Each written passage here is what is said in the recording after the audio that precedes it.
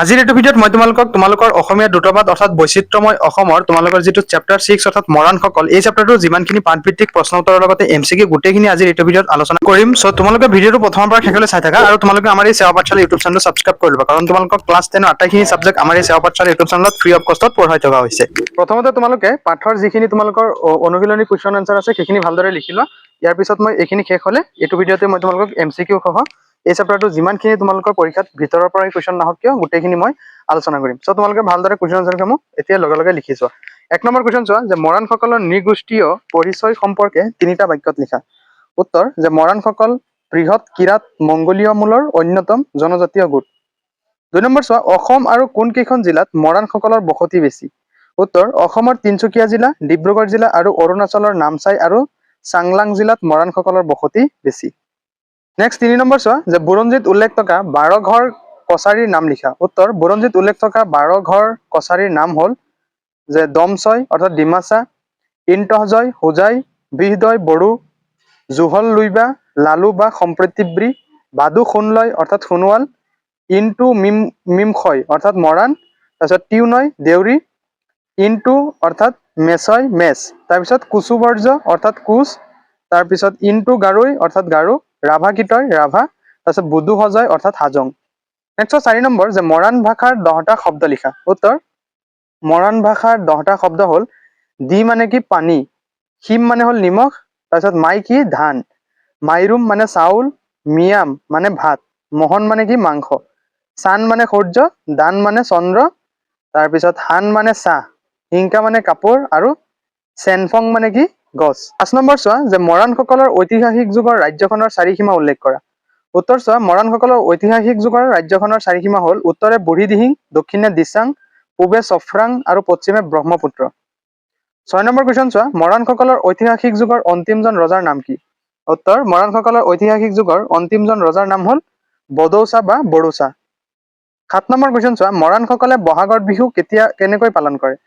মৰাণসকলে বহাগৰ বিহু এনেদৰে পালন কৰে যে বহাগৰ প্ৰথম মঙ্গলবাৰে দেৱ দেৱীৰ পূজা অৰ্চনা কৰি বিহু নমায় আৰু মঙ্গলবাৰে উৰুকা, বুধবাৰে গৰু বিহু আৰু বৃহস্পতিবাৰে মানুহ বিহু ৰূপে 7 দিন 7 বাতি বিহু পাৰি কি কৰে বিহু পালন কৰে। 8 নম্বৰ কুৱেশ্যন চোৱা মৰাণসকলৰ 2টা বৃত্তিমূলক, 2টা গুণবাচক আৰু 2টা স্থানবাচক খেলৰ নাম লিখা। উত্তৰ বৃত্তিমূলক খেল হ'ল তেল পৰা অৰ্থাৎ তেলেপিয়া, নাও নিৰ্মাণ কৰা অৰ্থাৎ নাওখলীয়া। গুণবাচক খেল হ'ল গুণবাচক খেলৰ বিষয়ে পাঠত উল্লেখ নাই আৰু স্থানবাচক খেলৰ বিষয়ে পাঠত উল্লেখ নাই। নেক্সট 9 নম্বৰ কুৱেশ্যন যে মৰাণসকলৰ জাতীয় খেতি কি। উত্তৰ মৰাণসকলৰ জাতীয় খেতি হ'ল সুমথিৰা বা কমলা টেঙাৰ খেতি। 10 নম্বৰ কুৱেশ্যন চোৱা মৰাণসকলৰ ডেকাসকলৰ দলপতিৰ দায়িত্ব কেনেধৰণৰ। উত্তৰ মৰাণসকলৰ ডেকাসকলৰ দলপতিৰ দায়িত্ব হ'ল সমাজ পৰিচালনাত আগভাগ লোৱা। 11 নম্বৰ চোৱা ক'ত ক'ত মৰাণসকলৰ দেৱ দেৱীৰ পূজাৰ শাল আছিল। উত্তৰ শদিয়াৰ কেঁচাইখাতি থান, তিনিচুকীয়া জিলাৰ মাকুমৰ যজ্ঞখোৱা, দেওশাল, চৰাইদেউ আদিত মৰাণসকলৰ দেৱ দেৱীৰ পূজাৰ শাল আছিল। এতিয়া চোৱা নেক্সট 12 নম্বৰ কুৱেশ্যন যে চমুটোকা লিখা। সমন্বয়ৰ জনক কিৰাত সৌৰ্য বদৌচা, তাৰপিছত বীৰাংগনা ৰাধা ৰুকনি, বীৰ সেনাপতি জপৰা জগধা, মোহন শইকীয়া আৰু ৰাঘৱ মৰাণ। ৰাঘৱ মৰাণটো বহুত ইম্পৰ্টেণ্ট, তোমালোকে ৰাঘৱ মৰাণ দেৱৰ বিষয়ে ভালদৰে শিকি ল'বা কাৰণ পৰীক্ষা দিয়েই কিন্তু ইয়াৰ পৰা। অ'কে, আমি প্ৰথমতে চাওঁ যে সমন্বয়ৰ জনক কিৰাত সৌৰ্য বদৌচা। অসমৰ অন্যতম আদিম অধিবাসী কিৰাত মংগোলীয় গোষ্ঠীৰ অন্তৰ্গত মৰাণসকলৰ ঐতিহাসিক যুগৰ অন্তিমজন ৰজা আছিল বদৌচা। 1228 খ্ৰীষ্টাব্দত চাওলুং চুকাফাই অসমত প্ৰৱেশ কৰাৰ সময়ত বদৌচাৰ অধীনৰ উত্তৰে বুঢ়ীদিহিং, দক্ষিণে দিচাং, পূবে চফ্ৰাং আৰু পশ্চিমে ব্ৰহ্মপুত্ৰ মহানদীৰ মাজৰ ভূখণ্ডৰ এখন সমৃদ্ধিশালী মৰাণ ৰাজ্য আছিল। সাম্প্ৰতিক কালৰ শিৱসাগৰ জিলা আৰু ডিব্ৰুগড় জিলাৰ একাংশ সামৰি মৰাণ ৰাজ্যৰ অৱস্থিতি আছিল। সেই প্ৰাচীন ৰাজ্যবোৰৰ মাজত জাতি জনগোষ্ঠীৰ সকলৰ মাজত কোনো ধৰণৰ অসূয়া, অপ্ৰীতি, দ্বন্দ্ব সংঘাত, যুদ্ধ বিগ্ৰহ আদি হোৱাৰ সম্ভেদ বুৰঞ্জীত পোৱা নাযায়। গতিকে সমগ্ৰ ভূভাগতে কৌটিকলীয়া শান্তি সম্প্ৰীতি আৰু সমন্বয়ৰ পৰিৱেশ বিৰাজমান হৈ আছিল বুলি সহজে অনুমান কৰিব পাৰি। চোৱা যে বীৰাংগনা ৰাধা ৰুকনি। বিশ্ব ইতিহাসৰ গণবিপ্লৱসমূহৰ ভিতৰত মধ্যযুগৰ অসম মুলুকত সংঘটিত মোৱামৰীয়া গণবিপ্লৱো অন্যতম। এই সৰ্বাত্মক গণবিপ্লৱত নাৰী শক্তিৰ সবল যোগদান এক বিস্ময়কৰ অধ্যায় ৰূপে চিহ্নিত হৈছে। 600 বছৰীয়া আহোম ৰাজত্বৰ শেষৰ ফালে স্বেচ্ছাচাৰী হৈ উঠা ৰাজতন্ত্ৰৰ চৰম অন্যায় অনাচাৰ অত্যাচাৰৰ বিৰুদ্ধে সকলো জাতি উপজাতি সাধাৰণ কৃষক প্ৰজাই সৰ্বাত্মকভাৱে অংশগ্ৰহণ কৰা এই বিপ্লৱৰ নেতৃত্ব দিছিল মৰাণসকলে। বীৰ ৰাঘৱ মৰাণ আৰু নাহৰ খোৱা মৰাণৰ অগ্ৰণী ভূমিকাৰ সমানেই প্ৰজা সাধাৰণক সংগঠিত কৰিবৰ বাবে শক্তিশালী অংশ গ্ৰহণ কৰিছিল নাহৰৰ দুই পত্নী ভাটুকী ভাবুলি উৰ্ফে ৰাধা কুকুনিয়ে। মোৱামৰীয়া বিপ্লৱৰ বহিৰ্প্ৰকাশ ঘটিছিল এই দুই থকাৰ সময়তে। ৰজা লক্ষ্মী সিংহই বৰ ঢাক সাজিবৰ বাবে গছ কাটিবলৈ হাবিলৈ মানুহ পঠাইছিল। ৰাধা ৰুকনিয়ে গাঁৱৰ মানুহ একত্ৰিত কৰি এইখন থলুৱা জনগণৰ আৱাহমান কালৰ হাবি জাও জুগুতীয়া প্ৰাকৃতিক সম্পদ, ইয়াত ৰজাৰ অধিকাৰ। তো এইখিনি তোমালোকৰ অনুশীলনীৰ কুৱেশ্যন আনচাৰসমূহ শেষ হ'ল। এতিয়া মই তোমালোকক এই চেপ্টাৰটোৰ যিমানখিনি ভিতৰৰ MCQ আহে, কাৰণ চোৱা আজিকালি বৈচিত্ৰ্যময় অসমৰ পৰাও কিন্তু MCQ দিয়া আৰম্ভ কৰিছে। তো মই এতিয়া তোমালোকক MCQ খিনি ভালদৰে দেখুৱাই দিম, তোমালোকে ভালদৰে MCQ খিনি চাই বহীত লিখি সেইখিনি ভালদৰে ৰিপিট কৰি কৰি পঢ়িবা। তো চোৱা, প্ৰথমটো MCQ যে মৰাণসকল কোন মূলৰ জনজাতীয় গোট?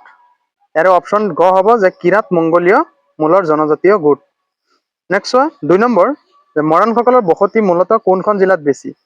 উত্তৰ মৰাণসকল তিনিচুকীয়া জিলাত সৰ্বাধিক। থাৰ্ড চোৱা যে মৰাণ ভাষাত দি শব্দৰ অৰ্থ কি? উত্তৰ মৰাণ ভাষাত দি শব্দৰ অৰ্থ হ'ল কি? পানী। মৰাণ ভাষাত চান শব্দৰ অৰ্থ কি? ইয়াৰ অপশ্যন গ হ'ব যে মৰাণ ভাষাত চান শব্দৰ অৰ্থ হ'ল সূৰ্য। মৰাণ ৰাজ্যৰ উত্তৰ সীমা কি আছিল? উত্তৰ বুঢ়ী দিহিং আছিল মৰাণ ৰাজ্যৰ উত্তৰ সীমা।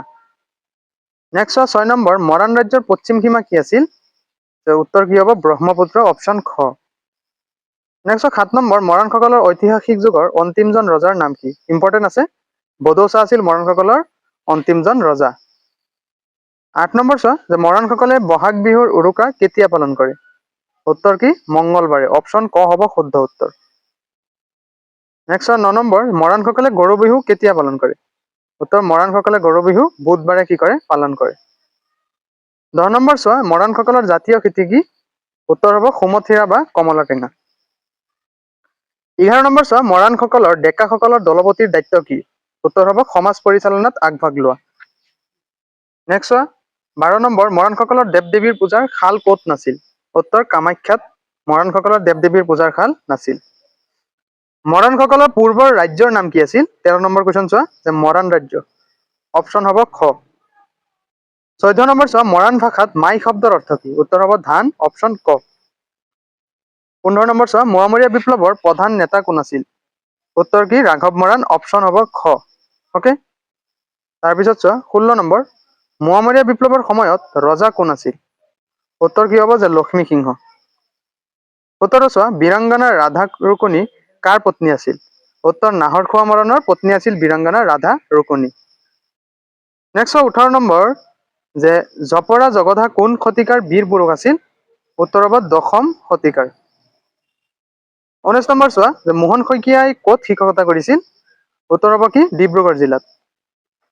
20 নম্বৰ চোৱা ৰাঘৱ মৰাণে দিয়া মহামন্ত্ৰটো কি আছিল? উত্তৰ ৰাইজেই ৰজা। অ'কে, অপশ্যন হ'ব খ। নেক্সট চোৱা 21 নম্বৰ যে মৰাণ ভাষাত মহন শব্দৰ অৰ্থ কি? অপশ্যন হ'ব খ যে মাংস। মৰাণসকলৰ ঐতিহাসিক ৰাজ্যখনৰ পূব সীমা কি আছিলে? চফ্ৰাই আছিলে, অপশ্যন হ'ব গ। নেক্সট চোৱা 23 নম্বৰ কুৱেশ্যন মৰাণসকলৰ পৰম্পৰাগত খেলৰ ভিতৰত বৃত্তিমূলক খেল কোনটো? উত্তৰ হ'ব অপশ্যন ক তেলেপীয়া। নেক্সট 24 নম্বৰ মৰাণসকলৰ পৰম্পৰাগত খেলৰ ভিতৰত আন এটা বৃত্তিমূলক খেল কোনটো? উত্তৰ নাওখলীয়া, অপশ্যন হ'ব খ।